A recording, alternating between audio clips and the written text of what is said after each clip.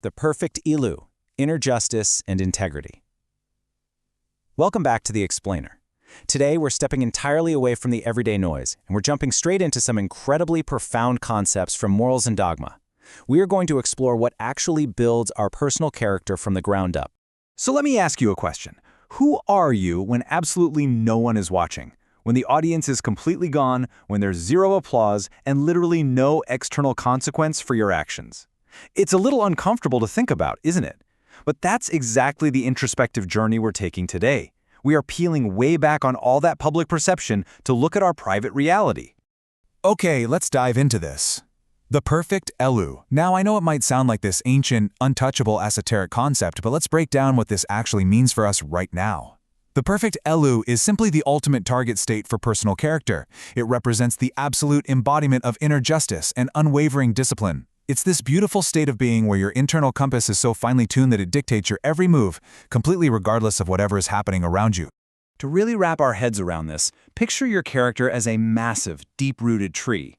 When we look at a tree, we always admire the branches, the leaves, all that visible growth. And that is essentially our public persona. But the actual strength of that tree, its ability to survive massive storms and absolute droughts, that comes entirely from the root system hidden deep underground. Today, we are entirely focused on those hidden roots. We're looking at the internal truth and the moral strength that keeps you standing upright when the heavy winds start to blow. And this brilliantly illustrates a common trap. So often, we navigate life holding this giant magnifying glass, using it to inspect and critique the actions of everybody else. But the philosophy of the Perfect Elu demands that we put down that magnifying glass, and we pick up a mirror instead. We have to shift away from external judgment and move toward intense internal examination. Justice, according to this text, well, it isn't just something we hand out to others. It is a strict standard we must first apply ruthlessly to ourselves. Because before we earn the right to judge anyone else, we've got to put ourselves through the ringer first. It starts with honest, brutal self-examination, no excuses. That's followed immediately by acting on what you see in that mirror.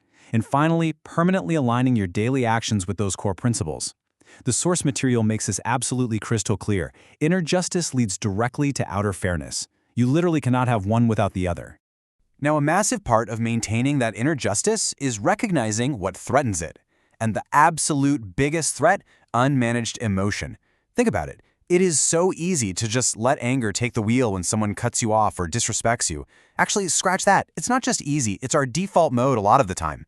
But justice cannot be driven by emotion. When we're angry or impulsive, our judgment is instantly clouded. The text teaches that we must actively control our anger, completely avoid impulsive decisions, and always think before we act. True clarity only ever comes from deliberate, quiet reflection, far away from the heat of the moment. But here is the thing. Having values? That's the easy part. Anybody can claim to have values. This is where discipline steps in. Think of discipline like a muscle, or maybe like heavy engineering. It's the bridge that connects your stated values to your actual behavior, especially when it's incredibly inconvenient. It is the solid structure that transforms abstract beliefs into real-world, tangible action. Without building that discipline muscle honestly, our stated principles are pretty much meaningless. We just become hypocrites. Forging this kind of character requires everyday practice. It means striking the anvil daily by controlling our impulses, staying perfectly consistent regardless of whatever mood we wake up in, and acting with absolute intention, rather than just blindly reacting to the world around us. This is the daily forging of the perfect Keller. So the crucial point is this. When discipline becomes a habit, it forges integrity. And integrity is your anchor. I want you to picture a massive anchor dropped deep into the ocean floor. The water up on the surface might be violently chaotic. A literal hurricane could be storming. But the ship holds totally steady. Why? Because the anchor doesn't care about the weather. Integrity is exactly like that. It is not situational. It doesn't change based on who happens to be in the room with you. It is absolute and it is constant. What this means is that the Perfect Elu acts with this anchored integrity in every single environment. Because, let's be real, it is incredibly easy to be principled when everyone is watching you and praising you, right? But what happens when the pressure hits? This integrity has to survive the bright light of day, the deep unseen quiet of your private life, and most importantly, it has to survive the immense weight of stress.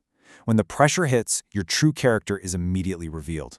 And this kind of character isn't something you're just magically born with. It is built through relentless, repeated action. You act consistently, you meticulously maintain your personal standards, and you live according to your principles day after day after day. And the result of all that repetition? Profound trust. When you're consistent, the whole world knows they can trust you. But even more amazingly, you finally learn that you can fully trust yourself. Which brings us to what we can call the empty room test. This is the ultimate exam of the perfect Elu. Can you act purely, without any recognition, without applause, and without a single shred of external approval? When the room is completely empty, you have to rely 100% on your own self-motivation and your internal accountability. There is nobody there to pat you on the back for doing the right thing. It is perfectly summarized in this one incredibly powerful lesson from the text. Do what is right even when no one sees it. That is the essence of true character. It doesn't seek validation, it only seeks absolute alignment with the truth. As we wrap up this explainer today, let's fundamentally redefine what strength actually looks like. We so often confuse physical dominance or external power with strength, but the source material corrects this entirely. True strength is moral clarity. It is the raw power of self-mastery. True strength is having the power to do the wrong thing, being seriously tempted to do it, and having the inner discipline to stand by your principles and resist it anyway.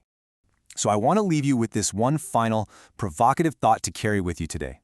Does your private reality actually match your public principles? Are the hidden roots of your tree as healthy as the leaves you're showing to the world?